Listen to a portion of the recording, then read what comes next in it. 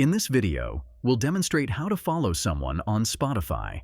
But before we dive in, I'd like to invite you to hit that like button if you're excited to learn about following on Spotify, and feel free to share your thoughts in the comments below. Your feedback helps us create better content for you. Now, let's get right into the main content. Following someone on Spotify is a straightforward process, and I'll guide you through the steps.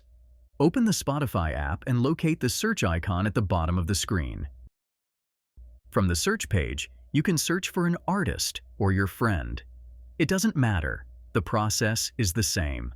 Let's say you're searching for someone named John. To make your search more specific, use the available filters. Click on Artist if you're searching for an artist, or Profiles if you're looking for personal accounts, like your friends. Once you've found the person you want to follow, open their profile.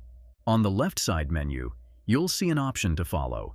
Click on it, located under their avatar or profile picture. Congratulations! You are now following them. You'll be able to see updates from this account in your Spotify feed. If for any reason you want to unfollow this account, it's just as simple.